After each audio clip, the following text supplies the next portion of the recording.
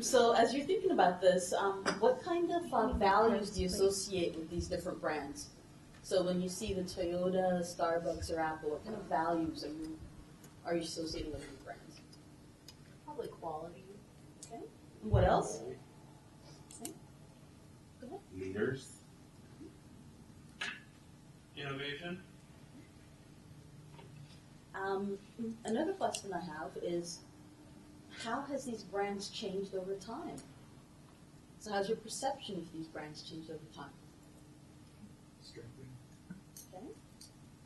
I'm a weekend. So elaborate on that a little bit in terms of Toyota's just weakened. I mean, now when you see it, you think of their logo in terms of representing the negative qualities. So.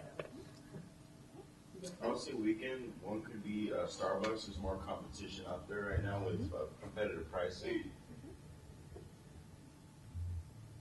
Just like corporations have brands, products have brands, individuals have brands too. So each of you, if you don't already, when you guys hit the job market, you guys are going to develop, most likely develop, or you're going to want to develop some kind of personal brand. Something that's specific to you, something that talks about your strengths and also talks about what you want to exude to your target market. So that's it, one. So we're going to throw up 3 individuals here, and we want we're going to go one at a time. I'd like your feedback on each of these individuals. Yeah. Really for his personal brand, lately with the scandal with his indiscretion. Any good? Anything else about him other than he's injured his personal brand? I think that's all. He's an excellent golfer. Yeah. I think it's a little different because a lot of people, I mean, there were people that didn't believe the stories behind Kobe's scandal. They thought the girl was making it up, but that's not really the case with Tiger. It's kind of all. Kind of a critical mass in Tiger's case, huh? Yeah. Preponderance of the evidence. so that's a really great. That's a really great comment because it's a big part of your brand is about how people perceive you or how they perceive the events. The events might be true, but how people perceive it, whether true or false, affect sort of your personal brand. We did talk about the 5 why analysis, and again, do this with somebody and keep written notes. Just get a brainstorming session. There's no right or wrong answers. The 4th thing is what I call applying the you-do test.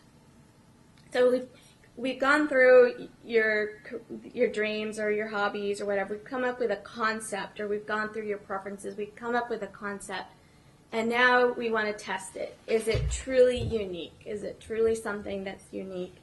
So the you-do test, I say, is it truly unique? And I would say research that. Do a little Googling or talk to people. Is it something that's expected in your industry? Then it's not unique. The second U, is it unexpected? So if it's, I'll give you an example. I created a personal brand for myself, and it's the diesel mechanic of marketing. And the reason is, in the 6th grade, I took a career aptitude test, and it said I should be a diesel mechanic. And I always get a laugh at that, especially if I'm standing, because you see I'm petite, I'm 5'1", and you're thinking of these big engines, me working on an engine. So I use that, and I say, well, that just shows I'm adaptable with tools, I'm a creative problem solver, and I run a well-running marketing machine. So that's how I use that brand. And it's unexpected, right? You wouldn't expect a little petite thing like me to be a diesel mechanic. The same thing happens with your brand. It starts off like a puppy. If you've ever had a puppy, puppies are kind of a little bit out of control, and they need some training, and they need love. And your brand is, and they're always growing. So we talked about, we talked a lot about Tiger. We talked about Oprah, Trump. We even talked about some of the companies and how their brands have evolved over time. They go through ups and downs. The same thing's going to happen with your personal brand. So after you go through Dori's exercise and come up with what you want your brand to be, that's not always what your brand is, because your brand really is what others perceive about you, not what you're trying to get out.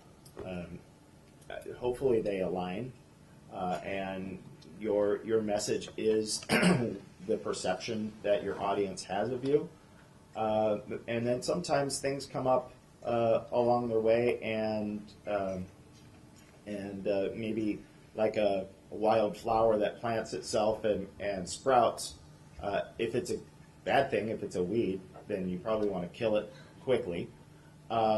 If it's a good thing, then you want to feed it and prune it and help it to grow in the way that you want it to grow in a healthy fashion. I actually had a comment. Devin had at the beginning of our meeting had a really cool branding story around how he got a job at I think it's Warner Brothers. Last summer, a friend of a friend sent my website, my personal website, devinjordan.com, to I guess one of the execs in Warner Brothers interactive marketing department, who then forwarded it to somebody who was looking for an intern. She called me after seeing my site. I got an interview and I got the job, within like 3 or 4 days. So it works. It's legit, like living proof. Living proof. Like it's just and it's easy to just kind of talk about. For me, it's social media and talk about where I want to go work and what I want to do and that kind of stuff. It's not hard if you're passionate about it. So just kind of do it. You use the key word, passion. If you're passionate about it, it'll flow, and people will notice. So you want to do what you're good at, and you want to do what you love. And work will be so much easier, and the people around you will recognize that, and you'll get more business, whether you're trying to get a job or whether you're looking for funding to start a company or whatever. People will recognize that passion.